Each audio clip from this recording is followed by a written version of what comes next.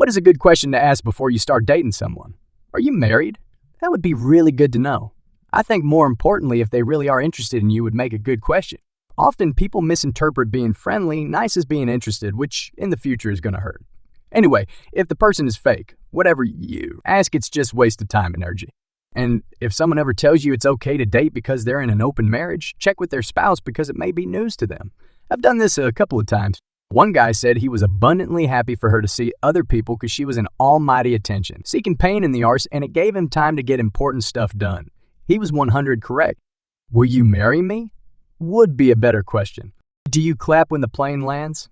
This one made me laugh. It made me clap. Do you want kids in the future? If one person wants kids and the other wants to stay child-free, then they are not compatible, and it is better to try dating someone else. It confuses me whenever some couples who disagree on this end up in a conundrum because one expected the other to change their mind.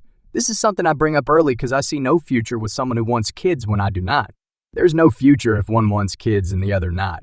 Either of them will end up miserable. The one who wants kids will regret not having them, and the child-free one will be living in hell with kids. There is not compromise either. Cut the kid in half. Boom, compromise. Not exactly the same, but my two best friends are a married couple. I love them with all my heart. The husband and I have been great friends for over 16 years now. His wife and I were instant friends and have been nonstop for over 15 years. Every day she complains about his two cats. She hates them. Can't stand cats. The fur, the litter, them eating, or even just being alive. She doesn't hurt them or anything, just they kind of disgust her. He loves his cats and would love to get a kitten when the two he has does because they're getting old. She gets so fucking upset when he even looks at pictures of cats and says a kitten would be great to have. Tried telling her it might suck slightly, understandable, but you knew getting with this man that he loves felines. You married him for fuck's sakes. It wasn't going to change. I just can't imagine why anyone would hate cats. Not your favorite. Okay, fine. But some people hate them for no clear reason. Especially a lot of men. My brother loathes them, but somehow tolerates his gross English bulldog who pisses all over his townhouse and slobbers constantly. Truly perplexing. Respectfully, I don't feel the same. My girlfriend doesn't want kids, but I do. Might be a little different because we're older, both 30. The way I see it is that I'm not going to go out and find someone to have kids just because I want them. It's more important to me to be with someone I'm compatible with, and the kid issue is less important to me than having kids for the sake of having kids. I need a quality partner first and foremost. No, I won't dump her, and she won't dump me. We work very well together. She is my sweet love. She may be open to adopting kids later, but if we were to get pregnant now, it would be a geriatric pregnancy, which may not be the most viable situation. We are happy. I have the ring I will propose to her with, and I won't regret being with the woman of my dreams instead of finding some random lady to bear my seed. What temperature do you set the thermostat to throughout the year? 68. Celsius. Kelvin. Cool. Extremely. This one always gets me as someone who needs low temps. You can always put on more clothes. I can't peel my skin off to get cooler. Well, technically you can. Once. Doesn't help though. Technically, it makes it worse, as you have slightly less surface area to radiate the heat from. Give it time. Soon enough, you'll stop generating your own heat and your temperature comes down. Want to date me? That's a good start. That's a good one.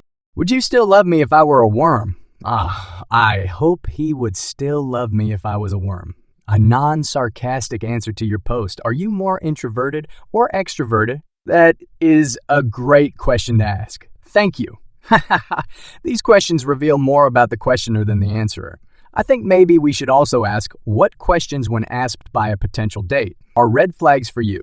That would be a great question to ask too. I'm just looking for questions to ask a friend that I kind of want to date. Do you like dogs? But you have to say it like Brad Pitt and Snatch. I like dags. Ooh, you guys, I like dagsy. I like caravans more. Do you think dolphins are sentient? Dolphins are scarier than people realize. Incredibly rapey animals. Now that I think about it, most animals are quite rapey, especially squirrels. Humans seem to be rapier than I'm comfortable with too. When was the last time you changed your mind about something? Opens a window to how they think. Constantly. I am plagued by self-doubts. You sure about that? Ask them about their exes. If they think every single one of them is an asshole, they are likely the real asshole. What if they haven't dated anyone else before? Then, patience is a virtue, but don't let them use lack of experience as excuse to get around issues. As long as you can continue to show growth, then it shows you care enough about the relationship. Yeah, learning about how someone talks about past relationships teaches you so much. Or sometimes our picker is broken. That's not totally ideal either, but that's why I'm not dating right now and instead working on myself until I feel like my picker is mended. All I'm saying though is that at least I'm not abusive. I just have self-esteem issues, which, again, working on it. I have mixed feelings about that. I've been in 3 previous relationships and all 3 were emotionally abusive towards me. One wasn't nearly as bad as the other 2 though. In various ways, I know this is a common sentiment and it always makes me afraid that people won't believe me or something. I mean, I realize in your comment you said, likely and not 100%, and there's plenty of room for nuance. Yep, it is absolutely possible that some people were not good at picking partners and ended up in bad relationships. It doesn't have to be a death sentence for them where they are continually judged by potential partners for their relationship resumed. I would say if they speak about long gone exes very angrily and with a lot of vitriol, that's a red flag. But we shouldn't have to feel ashamed that we dated a string of bad people because that's life. What is important is that we learn and get better at choosing partners. I would not choose someone who tries to tell me the way I feel about my exes is wrong. Do you like Kung Fu Panda? Finally, someone is asking the right questions. Children? Want them? Adopt. Already have them. Religion, spirituality. For a lot, you have got to be the same sect in church. In my experience, this has been the biggest too. Sure, their issues came up in previous experiences, but they were a buildup of issues. But only those 2 were big deal breaker where otherwise great chemistry wasn't enough. Yep, and thirdly, how they handle finances. Do they save? Do they just buy a lot of stuff impulsively? Etc. Mutual hobbies would be good to know too. I have a set of questions like where would a giraffe wear a tie? At the top or the bottom of the neck? The actual answer does not matter, but I think that how they approach the question and how they defend their answer tells me a lot about them. Edit. Also to discuss, how would a dog wear pants? 2 or 4 legs in? Is a hot dog a sandwich? I usually have to explain the cube theory for this one. I'm not sure. I would view a giraffe as wearing a tie near the bottom of their neck. Because if they were to wear a sweater vest, it would not make sense for the tie to be at the top because it wouldn't be around their shirt. Birth control. And never believe I don't take it because I can't get pregnant. Nature finds a way. Unless they are sterilized. But that is a form of birth control. My buddy Plan B earned his nickname because a girl told him that our freshman year of college, she was lying. Then she got an abortion without telling him. It traumatized him pretty badly after that. Maybe I should stop calling him Plan B then. We did when we found out. When I was dating, my 3 essential questions were always kids, sex, and money. If you're not on the same wavelength for any of those 3 things, just don't even try. Kids, no sex. Please, money. How much are we talking?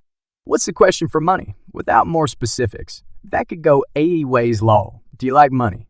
Yes. Well, okay, bullet dodged. Well, the sex one is a little generalized too. It's more like the 3 big conversation points I would have. They all require compatibility to have any real joy. Are you jealous or possessive? Seriously, people who are. It is better not to give them time to enter your life. Would anyone ever answer this accurately? They might not even be trying to lie about it intentionally. But I feel like so many people aren't even self-aware enough to know they are. More stories on the channel. RedStore.